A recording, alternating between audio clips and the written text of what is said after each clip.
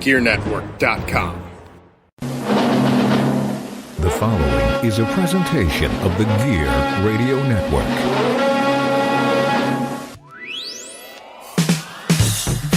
Coming to you live from the Gear Network studios in Rochester, New York. This is the JC Money Show with your host, John Cimino, a.k.a. JC Money. And now, here's John. Do not adjust your dials. This is the first of 2020, ladies and gentlemen. The JC Money Show. It is on the air here on the Gear Radio Network. How the hell are you all? My name is John Cimino at I am JC Money on Twitter. And for those of you that haven't followed, that's you're all stupid, okay? I had 470-something followers on my old Twitter handle, and I can't even break 75 now on my new one. I've been telling you all what it is, but anyways, whatever. Anyways, hi. I'm also joined here on the show by, are we going by the government name officially? We're going by the government name. The former Eric Emanon, Eric Wolfe, is here on the JC Money Show. Hey, And I'm here, first time. Yes, indeed. Not the first time. It is for Eric Wolfe. Oh, for Eric Wolfe, but not for Eric Emanon. Yeah, exactly. You've been on for a while. He died. Oh, stop. He's dead. He's about as dead as JC Money I is. buried him in my backyard. Okay, whatever. Anyways, we are brought to you, of course, by your wonderful donations using the PayPal button on GearNetwork.com. If you just go ahead right to the right bar there, click on the PayPal button. You can donate in any fixed denomination or any denomination you wish. Buy us a beer. It'd be great. And also, when you listen to the commercials, start to finish, both in the beginning and in the middle and the end, whenever. But anyways, the entire podcast, start to finish, listen to the commercials. That does us a very, very big solid. On today's show, we're going to talk to Eric. It's been a while, and I'm kind of curious on the end of his career. Kind of came abruptly, at least as far as I'm concerned. I know he's mentioned it on a few other podcasts, but never really in depth here on the Gear Network audience. Plus, he is also, spoiler alert, a new member of the Gear family officially. Yay! Yeah, I'm here. He and I are going to be doing some projects together over the course of the next few months and whenever. So, but I'm going to start it off, and I'll turn the music that you can't hear right now down because it's all coming in post-op. Oh, I love it. Post-edit. But Eric, how's it going, my man? You know, I'm doing well. I'm living life. I'm focusing more on sports, and I was focusing on sports before, but I'm enjoying the family life and being home and not hurting every day. That's great. Not having to keep up this ridiculous, 3,000, 4,000 calorie diet and intake and. Every day in the gym. Somehow I'm in the best shape of my life right now. And, it always seems to come and speaking of the whole best shape in your life thing, I can kind of attest to that now. At least I personally feel I'm in the best shape. You look great. Life. Thank you very much. I saw your post that you put on, and if you're not following him on Instagram, you should be. Idiots. I am JC Money there as well. Yeah. But you look great, though. Thank you. Yeah, no, the post he's talking about 2011 when I was at Pier 6 Wrestling. It was I was 205 pounds, and that one profile picture looked bloated, no neck, whatever. And then I posted a picture from a few weeks back at the gym, and 166 pounds and a bigger beard. And you look healthy. Well, thank you. I think a lot of that had to do with getting rid of a bunch of people in my life from that point in time too. But that's a different podcast. That's for the forthcoming Patreon page.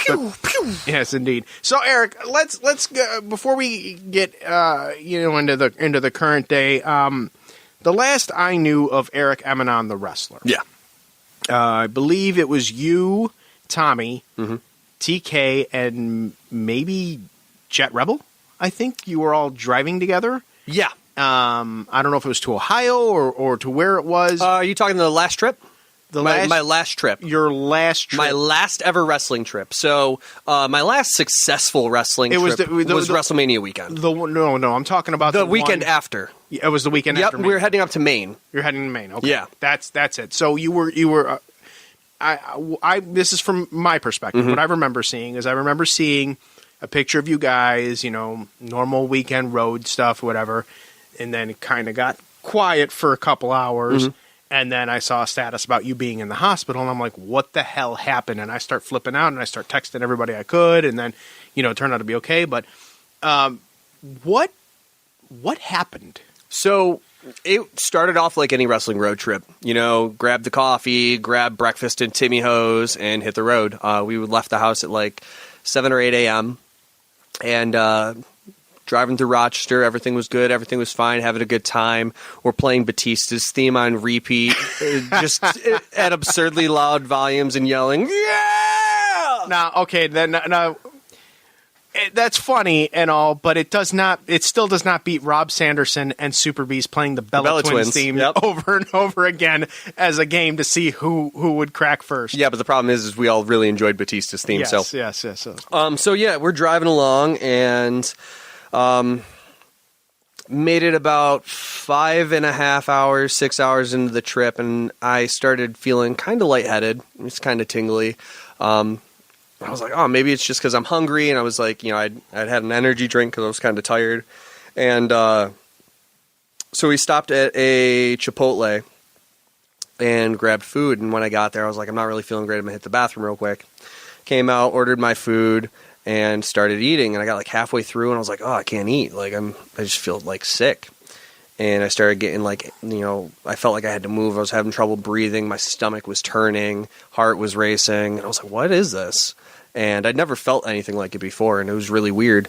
And so, I walked outside, and I'm walking back and forth, and I'm trying to, like, jog to get my heart rate up and, like, have a reason for my heart rate to be up and, like, run around. And I was like, if I'm moving, I feel fine. As soon as I sit still, I was feeling like garbage. Mm-hmm. And so I was like, I need to keep moving.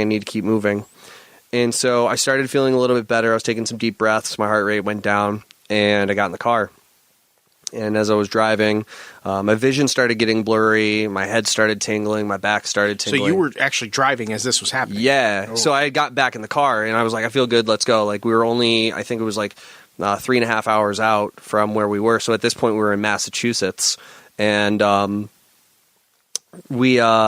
started driving. I made it like 10 minutes down the road, and I was like, somebody else needs to drive. Like, I don't feel safe driving you guys right now feeling this way. I'm just going to try and rest. Mm-hmm. And as soon as I closed my eyes, I started panicking, and it just became hard to, like, talk, hard to breathe. It was a lot of really horrible things. And I remember we stopped at it was a horrible, like, funeral home parking lot. Oh, Jesus. And I threw up in a funeral home parking lot. And my whole left arm went numb. Oh, okay. Now that part. And my chest started hurting. Okay. And I thought I was having a heart attack. Oh, my hand turned purple. It was numb. I couldn't move my arm. It hurt. I was shaking. Oh. I was like, guys, I need to go to the hospital. I was like, I need to go. So we ended up at Lawrence General Hospital in Massachusetts, and it was scary because at that time I was expecting a newborn. And my wife is 6 hours from where I was, and it was just really rough, I'm like, I don't know what's going on. I think I'm having a heart attack. At the time, I was 29 years old. I was in really good health. So I was freaking out of what was going on. And what did the diagnosis end up being? I was fine. There was nothing wrong with me. Really? There was nothing wrong with me. They did EKGs. They had me on a bunch of monitors. They pumped a ton of fluids into me because they thought maybe I could be dehydrated. They gave me a chest x-ray. They were like, there's nothing wrong with you. There's literally nothing wrong with you. Like, there's no, like, your EKG when we tested you when you came in, you were fine. Your oxygen was at 96 when you came in for your blood. Your blood pressure was fine when you came in. We don't know what's going on. There's not a reason that you should be having this. Okay. And so I was like, well, that doesn't really explain anything. And the nurse comes in and he goes, do you have anxiety? And I jokingly said, well, undiagnosed, ha ha ha. And he goes, well, no, I seriously need to know if you have diagnosed anxiety because we think you may be having a severe panic attack. And if that's the case, we'll give you something to take care of that. And so we sat there for what felt like 1,000 hours. Mm-hmm. And I kept apologizing to everybody. I'm sorry that, I ruined the booking. Me and TK were supposed to main event that night. We were actually going to be debuting. We were turning babyface that night and debuting the IndyCar Mafia as a trio. Okay. And we were going to be, TK was going to end up winning, which I think he did end up winning the PWT heavyweight title. Mm-hmm. And then we were going to end up winning the tag titles for PWT. And we were going to essentially be like the core stable of that company. Yeah. And they were really, like, there were so many places that were pushing us at that point. I was a heavyweight champion in NOW at the time. I remember that. I was literally having the best year of my career. And I mean, I started off the year wrestling Jimmy Jacobs. And so it's like, I was crushing it. In those 4 months between January and when I stopped in April, like, I was crushing it. I was having the year. And it sucked because the night before, I remember specifically sitting down with my wife at dinner and saying, I just don't know how much longer I'm going to be doing this, because I was seeing how the landscape of wrestling was changing and how what I was doing was working, but what I was doing wasn't what the bigger companies were looking for. And so I could have a successful independent wrestling career, but at what cost? You know, how much money am I going to lose? How much time am I going to lose? And I was looking at my time with my family as being currency.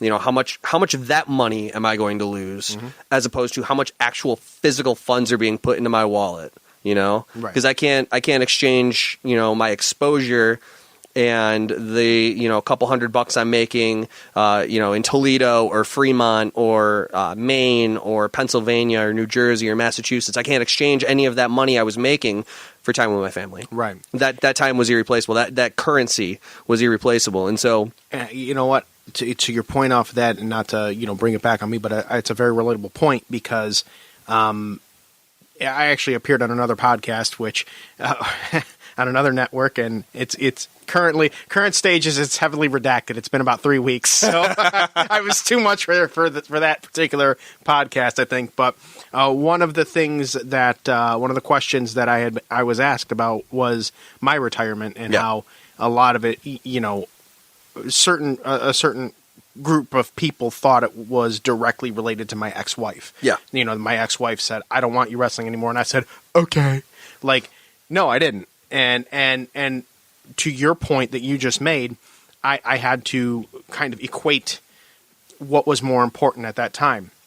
Because at that point in time, 2012, 2013, I was 12, 13 years in, I was getting paid quite a bit. I was, you know, I was on TV. I, you know, had the relationship with the Wings starting and things like that. And then I had the shoulder surgery, and that kind of, you know, at that point in time, it was okay. I took a broad picture, you know, for me, and looked at it, and I was like, well, I didn't have a college degree at that time. I have two now, but I didn't at that time. And I'm like, what if I lose my job? What if something happens? You know, what do I fall back on? I put myself through school, and then it was just every weekend I was home, and I was watching Gianna grow up, and then, you know, eventually had Emma, and going to my stepsons, things like that. So I completely understand what you were saying there. I guess when you had this conversation with your wife, though, the night before it happened, obviously you can't predict when something like that is going to happen. But if you were having those types of conversations with your wife, it's not the first time that you had thought about that. So I'm assuming that had clouded your mind quite a bit before that. When did these thoughts of actually stopping wrestling, especially at the heights that you were beginning to achieve, which is much higher than most in this area, especially at that time, but I felt personally you were beginning to just kind of scratch the surface on your particular potential. But how long before this conversation with your wife were the thoughts coming in your head of, maybe I don't want to do this much longer, or maybe I'm not sure how much longer I'm going to do this? So when I met you, John, I was, 12? Yeah, thanks. I was 12, 10. Okay, so that's 20 years worth of me. Okay? I don't know. When I started training, I was 14. The first time I wrestled in a professional wrestling ring in front of a real crowd, I was 18. When I turned 20, I said to myself, if I don't have a major contract by the age of 30 with the big three at the time, so it was WWE, TNA, or Ring of Honor. Those were the big three for me. If I don't have a major contract with one of the three, or at least a tryout, I'm done. That was always my end-all, be-all. Right before me and Tommy started wrestling together, right before I met Tommy, I was thinking about just hanging it up. I wasn't having fun anymore. I wasn't doing things I liked. I was good, but I wasn't what I was when I finished. And I was heading towards what I could be, but I just wasn't going to put the work in for the people around me to leech off my success. Right. And so I was just like, why am I going to do all the work for them to get all the glory? I don't want to do this anymore. And that's really what happened, is that I just looked at everybody around me and said, I'm better than these people, but for some reason I can't get out of here. And I don't know why. And so when I met Tommy, and we both shared the same views and ideologies of pro wrestling, and we convinced 2 places to give us a spot together. 2 spots. It started with 2 places. And once those 2 spots gave us a place to show, oh shit, this has potential to be something huge, we both looked at each other and said, dude, let's do this. Let's run with this and see how far we can take it and how quickly we can take it. In our first year, we were in the PWI 500. We're tag team champions of multiple companies. We're traveling all over the country. Years 2, 3, and 4, we're wrestling in tag team tournaments in the South. We're wrestling in Louisiana. We're wrestling all over the country. Oh, I was following you guys too. Selfishly, I was living vicariously through you guys. Yeah. A lot of me wanted to join, and I knew I was healthy enough that I could have, but again, the equational point and other personal aspects prevented me from doing that. But I was living vicariously through you guys, and was genuinely enjoying the success that I was seeing. Obviously for Tommy, but particularly for you, because we go so far back. That it was kind of stunning to me. I mean, I gave you my, to date, my last Rochester wrestling match. Yeah. So, and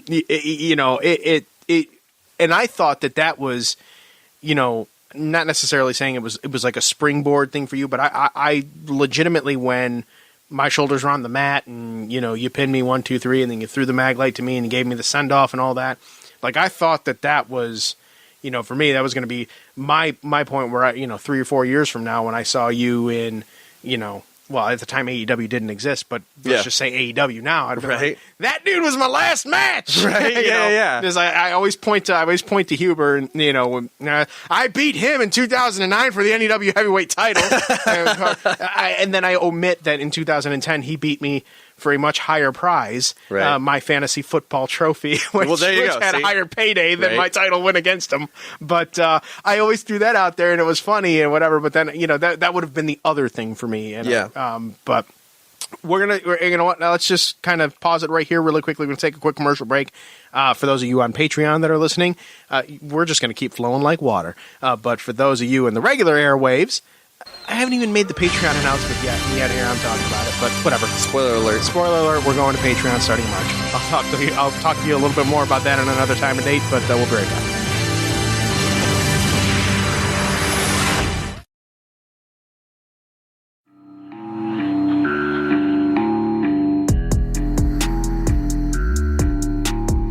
Hey everybody, how's it going? It's Ryan Wolfe And Mr. Perez. from the Better Live Than Dead podcast. You can catch the Better Live Than Dead podcast on the Gear Radio Network, BetterLiveThanDead.com, and wherever you get your podcasts. That's right. With that being said, hey, we talk about sports, we talk about music, we talk about entertainment. I make things really awkward sometimes. That sounds about right. Uh-huh. With that being said, though, as you always know, we are Better Live Than Dead. You're not. We'll catch you sometime very soon.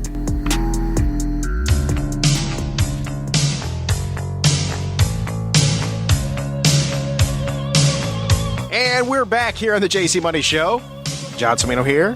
Eric Wolfe there. Hello. And again, thank you for tuning in, listening to all of the commercials, start to finish, that you did there, because that helps us big time. We appreciate you. Thank you very much.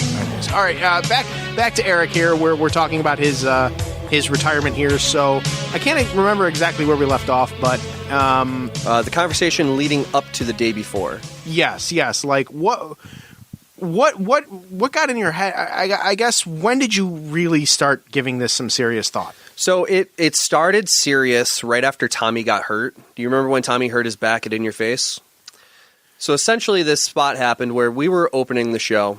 We were hot open with the tag team. Like, we were going to go out there. They wanted us over pretty quickly. A one-sided affair. You know how I feel about that. So we made it a very, 60-40, where we were over a lot, and we looked strong, but they also got their shit in. Because I hate squash matches. They're stupid, especially in the independent scene. Who the fuck squashes people on the indies? Yeah.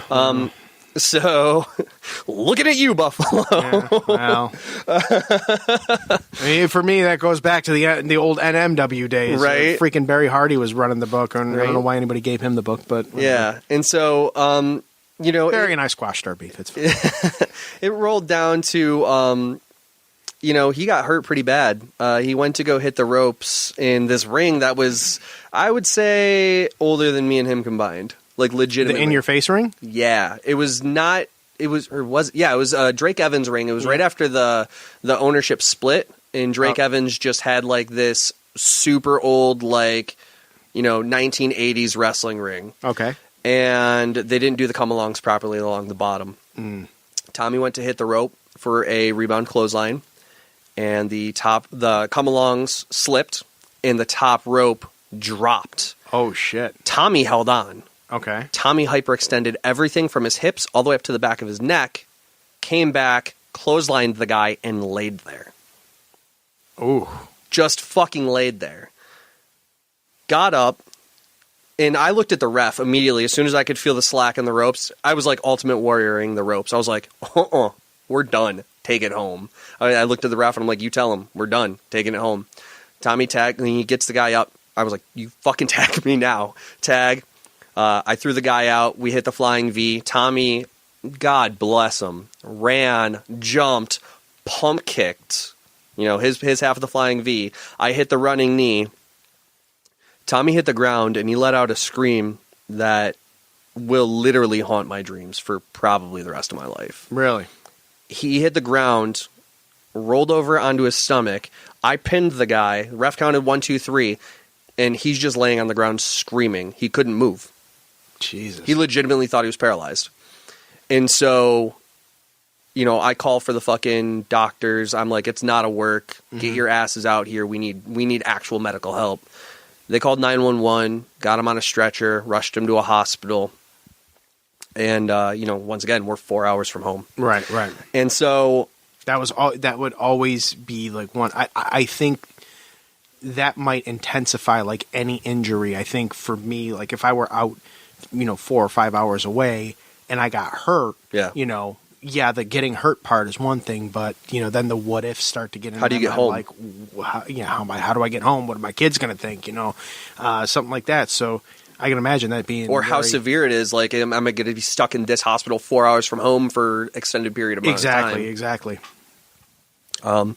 So he ended up getting rushed to the hospital, and I followed very quickly in my car, and I didn't let that ambulance leave my sight. And it was me and Mirage, and they had to run a bunch of tests, and I felt bad for the dude because it was just like one thing after another, like leading up to this injury where he was just working through shoulder injuries and, soreness, and, he had pulled something in his calf at one point, pulled something in his quad at one point, and I was like, way to go, Kevin Nash, you're falling apart on me. Yeah, no shit.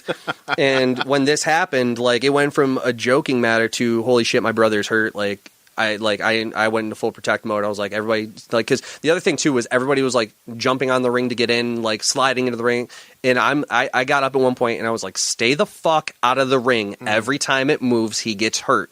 Stop fucking coming in here. And everyone in the crowd was like, oh, this is real. This is really real. Right.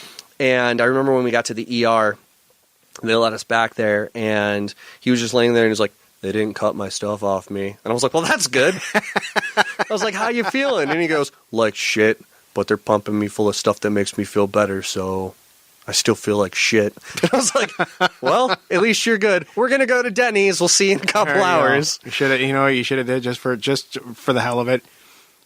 Should have left Celso's podcast playing on loop. We're going to Denny's. Here's Celso's podcast. Right. He'd be up real quick. And I remember we had a conversation. Me and Mirage had a conversation at dinner about, like, what if this is the end and, shit like that. Because, you obviously don't want to think about something like that. But when something that serious happens, like, you kind of got to look at it that way. Yeah.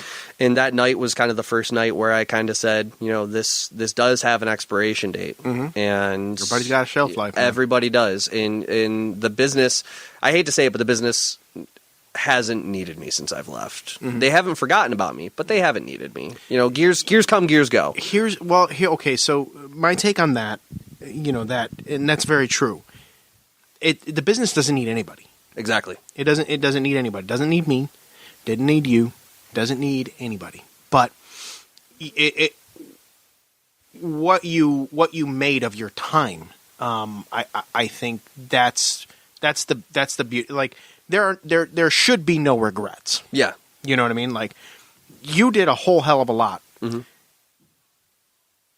Had you not done any of that and you just stopped, like maybe you could probably look back and be like, man, I kind of wish I did this. Kind of wish I did this. Exactly. This. Like you can't say that, and it's good. That's a good thing because you don't want to lessen, I think, what you did. You know what I mean? I think the most important thing for me, and this is the way I look at it, there's one thing that I did not do that I wanted to do in my entire time. That was get a tryout with the WWE. Mm-hmm. Extra work, whatever, I don't care. I wanted to get to that platform. That's the only thing in my career I didn't get to do. Mm-hmm. I got to travel the world with my friends for free. Mm-hmm. I got to win a heavyweight title in front of my kids and my wife.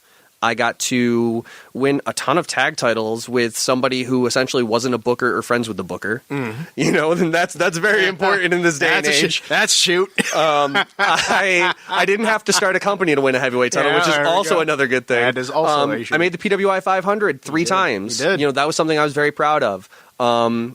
In kind of on something that is a transition to our relationship, I just recently had a kid who was a fan of mine from Maine. He had come out to a bunch of the shows, huge fan of ours. He followed me on Twitch for all of my gaming stuff. He's just a huge supporter of me. He's always been there. And he actually just had his in-ring debut. And he wanted to start wrestling because of me. Nice. So it was like this weird, kind of passing of the torch where it happened with me and you when I was a kid, mm-hmm. and then it happened with me and this kid, and I'm like, wow, like this is all I ever cared about was being able to do something, like give that hope to one person. I will tell you this: you have made me feel old for almost 20 years now. And I'm not quite 40 yet. I'll be 40 this year. But you've made me feel old for almost 20 years because when you told me, I remember you were like, I saw you on New Millennium and you were, the small guy and I'm not the biggest guy ever, and that gave me hope. And I'm like, well, that's cool, but holy shit, really? Like, yeah, somebody looked at me like that's really weird. So, yeah, doing elbow drops and frog splashes off the couch onto my brother. His brother Ryan Wolfe, the host of BLTD and Trust the Podcast that I also do with him. So hi Ryan. Apologies for Eric stiffing you with the frog splash. It's okay. He's why my teeth are all shifted. He headbutted me in the face one day, so we're even. Well, his dome piece, yeah.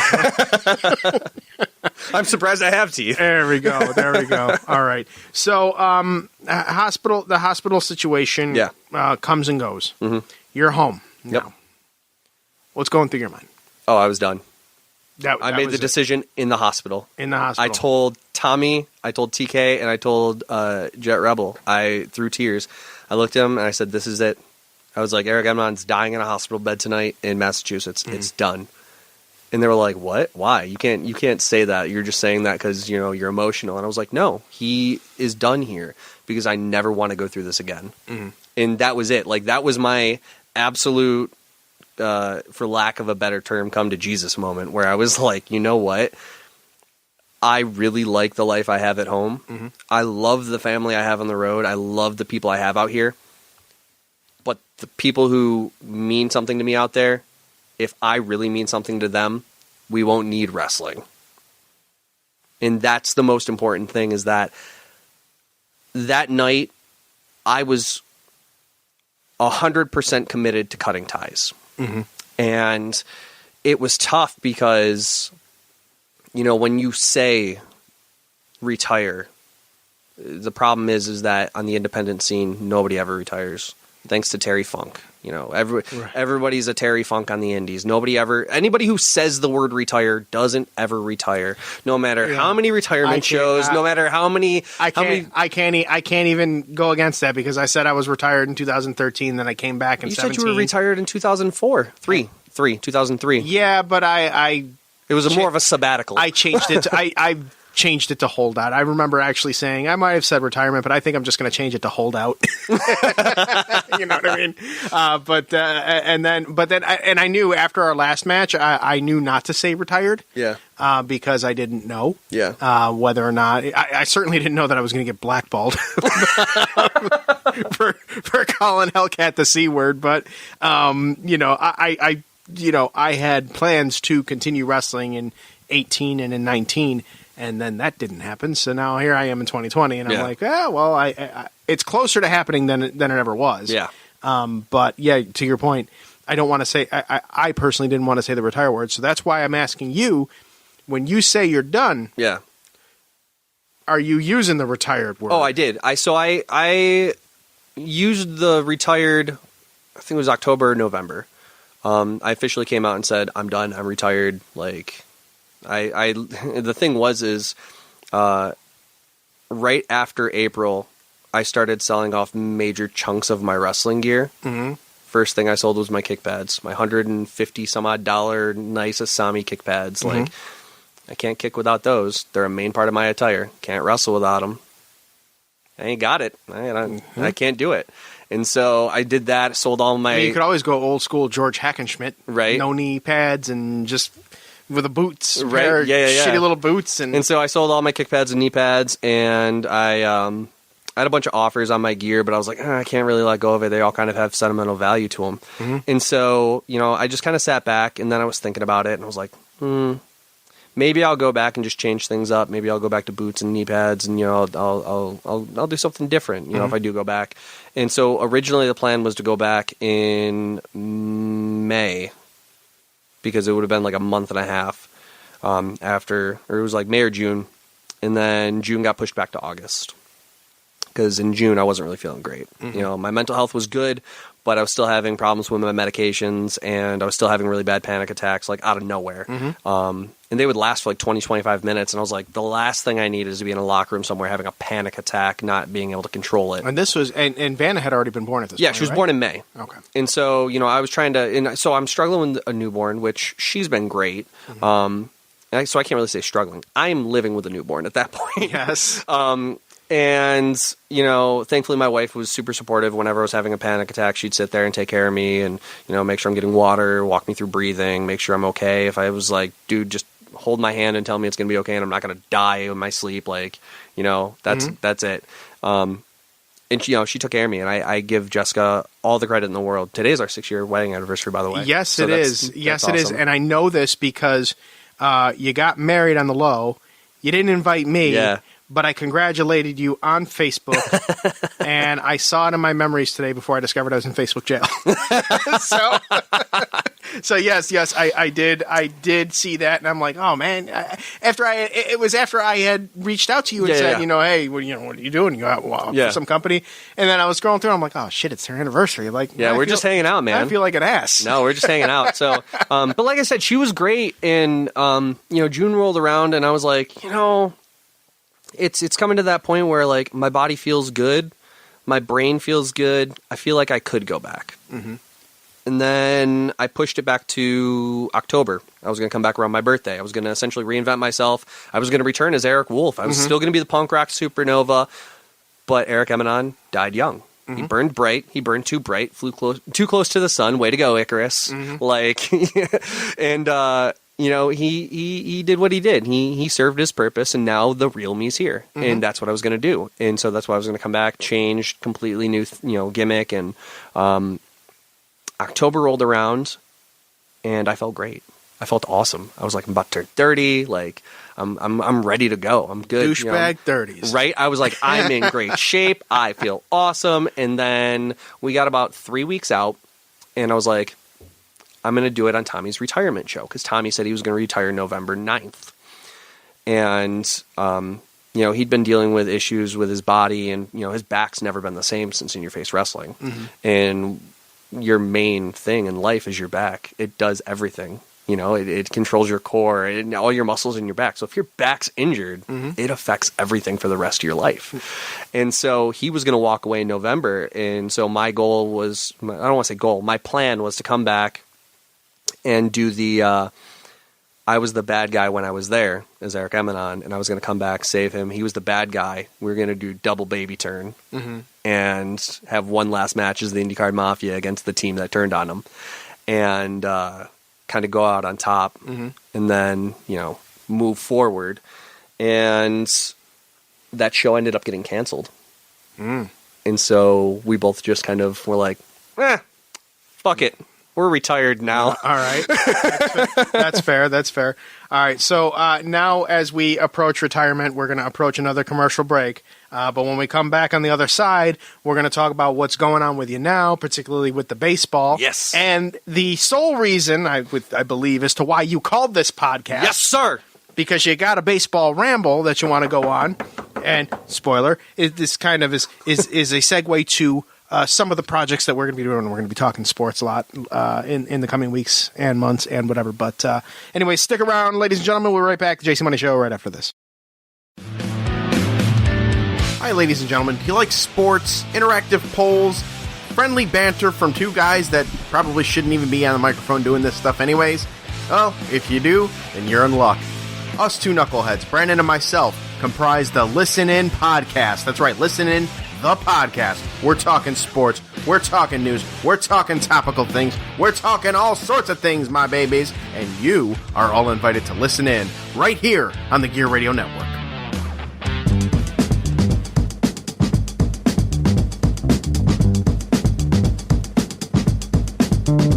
I said, woo, don't make me. Back again here on the JC Money Show. How's it going? All right. So now we talked. We got Eric Wolfe here, and we talked to him about his retirement or non-retirement, non-official retirement, whatever the retire word, whatever. His exit from wrestling. This now comes the part where you really get to explore yourself, and you really get to explore your life. So, for me, the void after the void that I needed personally to kind of satisfy that entertainment bug that I had from wrestling came in the form of podcasting for me. So in 2014, started Gear Network, and the rest is history. But for you, before you have joined Gear, and we're figuring out what the hell we're going to do, right? Putting everything together. We got some ideas, but before that. You sort of transitioned right from wrestling into baseball. Yes. So, how did this whole baseball thing come up for you? So I played because it just seemed like pretty randomly. Like 1 minute I see you're saying goodbye to wrestling, and then the next minute I'm seeing you work out with Jermaine Curtis, and I'm getting an invite for a semi-pro baseball league. Yep. And I'm like, wait, what the hell? What's going on? So talk to me a little bit. Let's not get too long-winded here, but because this is a very long podcast as is. But talk to me a little about that. How did that start? So I played baseball while I was wrestling, and I played for a summer league out in Byron, Bergen, and it was just something I was very passionate about. I've always loved the sport of baseball. I've always been a big fan of it. Huge Boston Red Sox fan, but I'm just a huge fan of the game. I grew up watching guys like Mark McGwire and Sammy Sosa chase for the home run records. I watched Cal Ripken, break the, essentially set an impossible record of games played consecutively. Yeah, that'll be done. He's a Rochester guy. You know what I'm saying? And so it was really cool to see that. And, I just grew up watching all of these players. Derek Jeter play. I don't care Yankee or not, he is arguably the greatest player in the game. And, they don't call him the captain for nothing. Right. And he's one of those people that even as a Red Sox fan, I looked at him and I'd tip my hat. Like he is baseball. He got a Derek Jeter chant in Boston. Yeah. In his final game. Exactly. He is what baseball should be. And, it was stuff like that I had always appreciated. And I always loved going to the stadium, and just the sound of the bat. It was always just something that was just like soothing. And it always felt like when we went to the stadium, I always felt like just full of energy afterwards. And with baseball, I could get the same things that I was getting out of wrestling. But instead of traveling 4 hours, I travel to the field 4 minutes from my house. Right. I go and I hit balls at the 400-foot center field wall, and I'm trying to bounce them off the wall for a guy who never played in high school or college, I somehow have a swing to do that, you know, and it's always been natural for me. Good. And I've had that passion. And so that's why I started working with Jermaine. Jermaine played in the majors. You know, he played for the Cardinals. He played for the Reds. He played for the Twins. He's worked It made me laugh when we had Friendsmas and Jermaine was over. Friendsgiving, excuse me, yes. And Jermaine was over. And he knew who I was from the Spike skit when I threw spikes into the infield. When he was like, "Wait, I remember that. I was there." And I'm like, "All right, that's pretty awesome." Like the Red Wings told me that particular segment, which I wrote, by the way, I wrote that entire segment, and you know, or throw spikes into the infield, and then.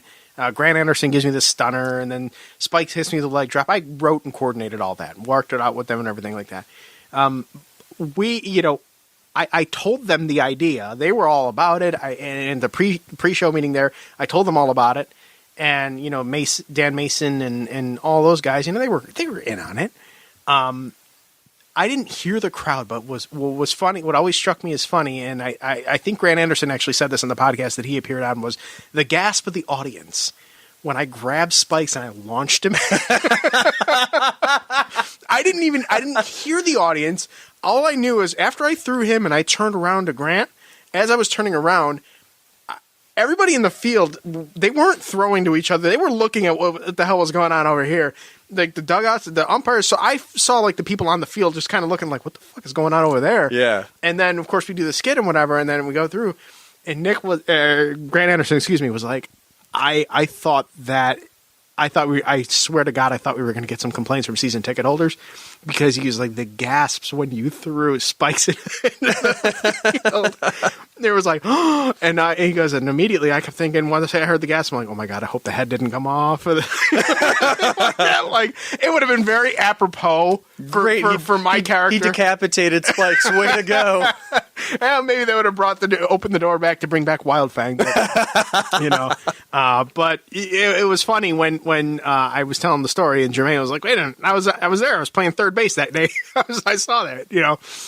So it was pretty cool. But so now, what is the semi-pro baseball thing? Talk to me about that, because that's starting relatively soon. Yeah, so I'm actually going to be working with the RBL this year in Rochester, and they used to be part of the NABA, and now they're their own league. And I've actually got a few people I'm going to be talking to for teams to see where I'm going to be fitting on certain rosters, because they do have pretty stacked rosters, a lot of consistency. So you're not going to be playing with Tommy out in Buffalo? No, I'm going to stay closer to home. It's just going to be much easier. Okay. And I mean, last year they played their All-Star game at Frontier Field, so the opportunity for that, if I could ever get the opportunity to play at a field like that, somewhere I've gone as a kid, like to now, that would just be life-changing. I understand completely. Listen, I will never be playing a game on Frontier Field, but I wrestled a bird on Frontier Field. Yeah. I co-hosted the pro wrestling night. I've been involved in numerous skits. I've done some assignments working with the Wings in some capacity. You know, Jose Barrios, a prime example of that. He was the Gear Network guy. He was the gear guy. That's right. So to be involved like that or is always an honor. So I'm hoping personally, for me, I'm hoping that I could that you do well enough to be able to play on Frontier Field. I've always wanted to wrestle at Frontier Field, but same. That would be, I think that would be really sweet to be playing at the Red Wings home field. Yeah, and that's what I'm thinking, man. Like, I always said I never reached the WWE. That doesn't go without saying that I didn't have my contacts. I had my contacts. I had people I was talking to. I was setting things up. It just, things never happened the way they were supposed to. And in the story I wrote and the story that was written for me in the Stars was different. And I'm okay with that. I've come to peace with that. And I'm having an absolute blast playing baseball. I'm having an absolute blast just going into my garage and hitting off a tee, or going to the field with the boys and having somebody hit, get to the mound. Here's a bucket of balls. Throw to me until my hands are blistered and I can't hit anymore. And then I'm going to throw to you until you feel the same way. And if the sun's going down, we're going to play until we can't see it anymore and we get kicked out. Like, that's really where it's at. And there's something very therapeutic about being on the field. It's so great, and it's quiet. I mean, but not just even in that capacity, but even going to a Red Wings game and just taking in the whole thing, the whole atmosphere. There's something very therapeutic about baseball in general. Yeah. Which leads me to your rant that you want to go on, because as part of going. I didn't write the show. I didn't structure it. We're kind of going all over the place here, but everybody knows, this is a sports heavy network. Houston Astros and their cheating scandal with the signs, banging the trash cans, all that stuff. That's caused quite a stir in baseball, and I know you just yesterday, as of recording, you called me, or you messaged me and said, I have a rant. I want to talk about this. So here's your soapbox, Eric. Yes, this is my soapbox. I want you... baseball soapbox. I got to put this out there first. I want this to be prefaced with banging on a trash can, drumming on a streetlight from the Doug Funny Show. Because there's nothing sweeter than that song. Okay. So, I'm going to start this off very simple. John, this is for every single baseball fan out there. Every baseball fan. Since November of 2019... Wait, hold on. I want to set the scene here. Okay. Eric has this written down. He's got... He's holding his phone, clutching his phone. Dare say white knuckling it, because he is ready. I know nothing about what's going to happen, so please, Eric. I specifically wrote this down so I didn't get off track. Okay, go on.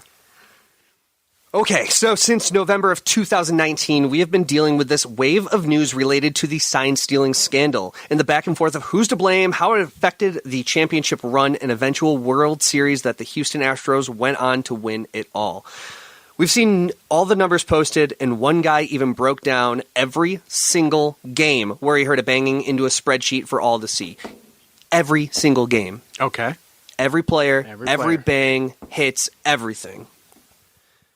It's been nothing short of a circus, and the fact of the matter is that people lost their jobs. The right people. Some would argue yes, others would argue no. I'm one of those people. Okay. Pitchers were demoted to not see the show again. That's kind of fucked up. Players shuffled around for being lit up by what seemed to be an unstoppable Houston offense. But no matter the scale of the scandal and who it involved, externally, it all rose back to Houston at the core. This is where I am annoyed as a baseball fan. Okay. Yesterday, ESPN.com posted a video where Dusty Baker urged Major League Baseball to protect the Astro players from premeditated retaliation and discipline those who hit the batters because they are upset at the organization and essentially the biggest scandal in the MLB since the 1919 White Sox scandal. First off, a big fuck you to Dusty. Punish those who hit your batters? The MLB didn't punish your players who were involved in the scandal. Then we, the fans, were punished by listening to your organization's passing of the buck and the players' half-assed apologies on the situation. None of the players involved even got a slap on the wrist, which is strange to the fans of the sport, because they were the ones benefiting from this the most. Mm-hmm.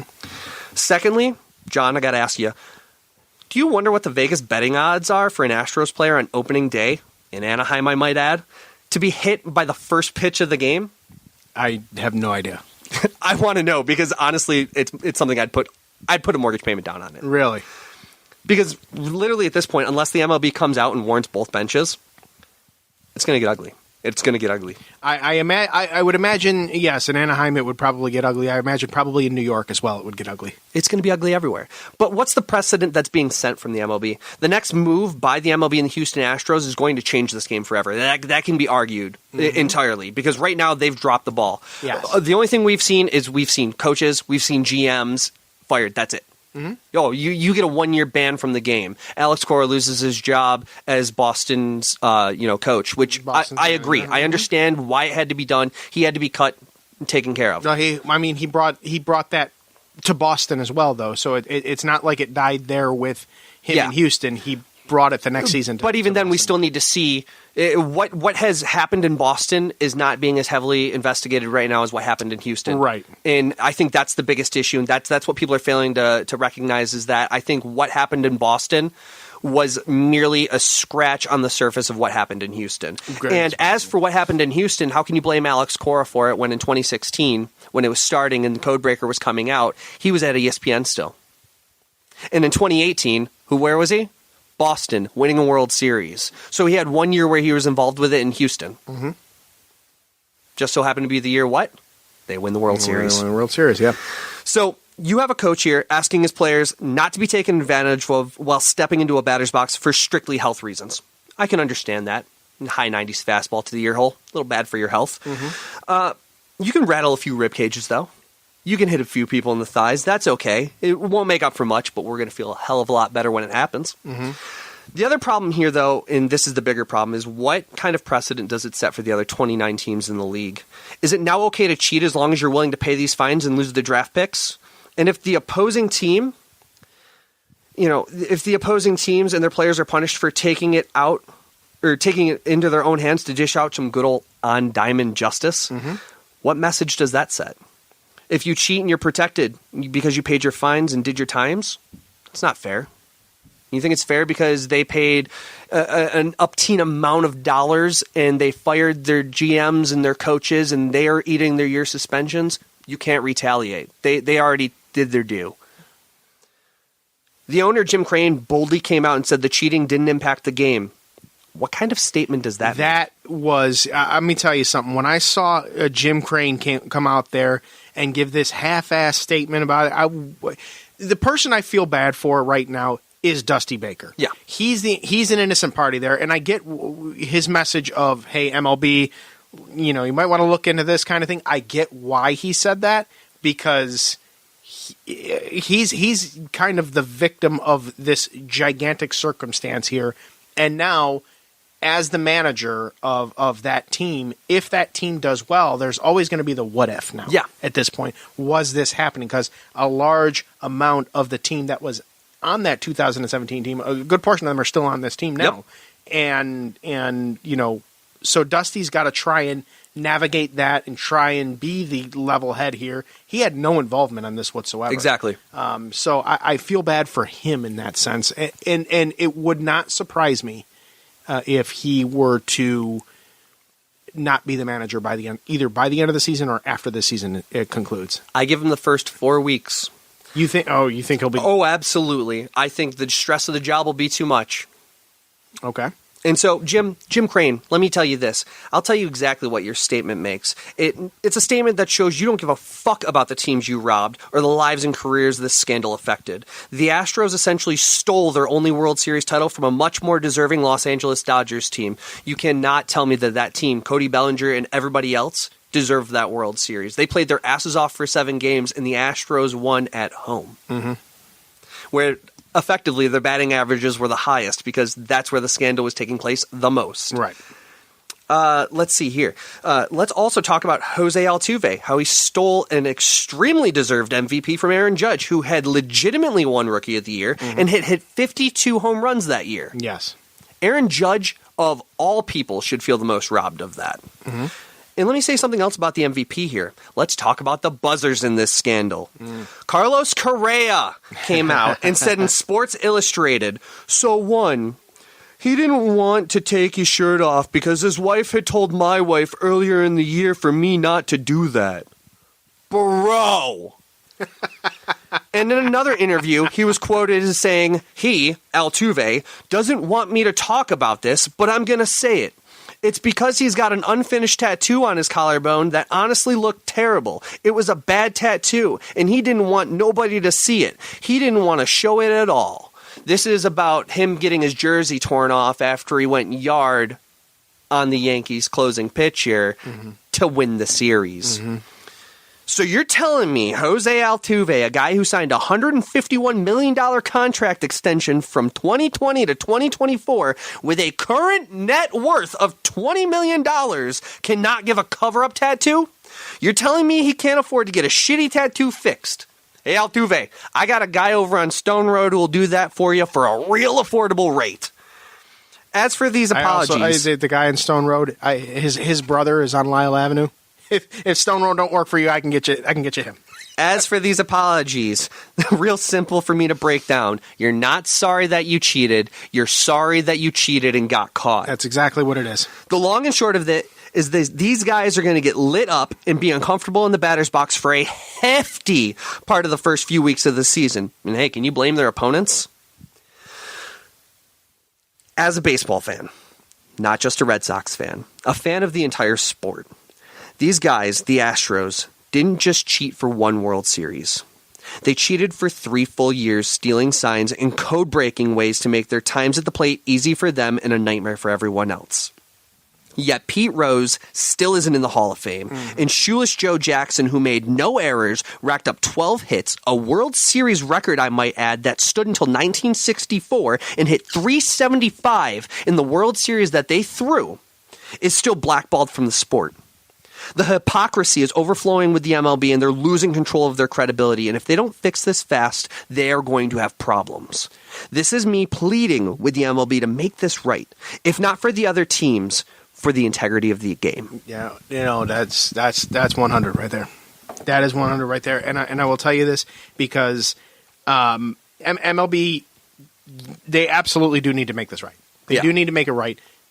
And what they're doing is the wrong things to make this right. Like, for example, talking about expanding the playoffs and things like that, where Trevor Bauer is going absolutely apeshit on them. You're going to expand the playoffs of a 162-game season. What are we going to do? Play until Thanksgiving? Yeah, no. What happens when it's in Colorado and there's fucking 3 feet of snow on the field? You're right. So they're doing a series of, trying to quick fix. It feels like diversions. It honestly feels like diversions, and it feels like they're trying to now put as many people in the playoffs as humanly possible with the pick your own team in the playoffs.